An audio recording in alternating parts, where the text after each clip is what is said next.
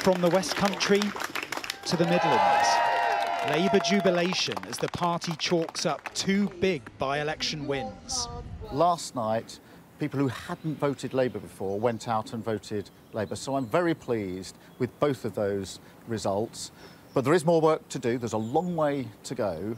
And as every football fan knows, you don't win the league by a good result in February. 11,100.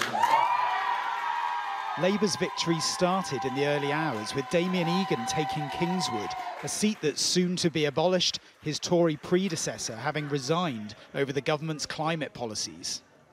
Wellingborough followed a couple of hours later, a thumping swing to Labour, putting Jen Kitchen into Parliament. The former Tory MP here, Peter Bone, was ejected following bullying and sexual misconduct claims. His partner, a local councillor, was the candidate in this vote. The circumstances of these by-elections were, of course, particularly challenging. Now, I think if you look at the results, very low turnout, and it shows that we've got work to do to show people that we are delivering on their priorities, and that's what I'm absolutely determined to do. But as Labour celebrate in Wellingborough, there's disillusionment from voters. I did vote for her, yes, and the wife did. And have you always voted Labour in the past? No, I usually vote Tory.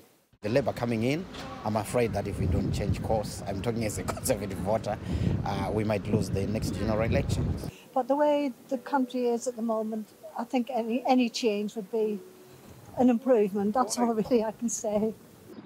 The Tories put little effort into these two campaigns, and after a bad start to the week for Labour, fighting familiar claims of anti-Semitism, it's now a near-perfect end.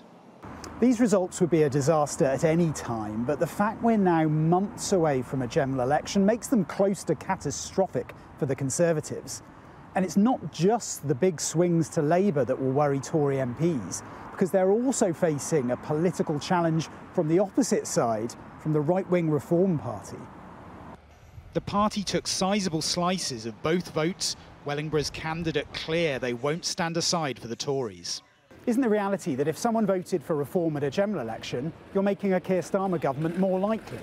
The Conservative Party and the Labour Party are two sides of the same coin. There is no party in this country making the case for reduced taxation, reduced regulation, less immigration. There's no party doing it. Labour reaffirmed, the Tories licking their wounds. Calls to change course have inevitably followed, but time is running out to change this trend. Rob Powell, Sky News in Wellingborough.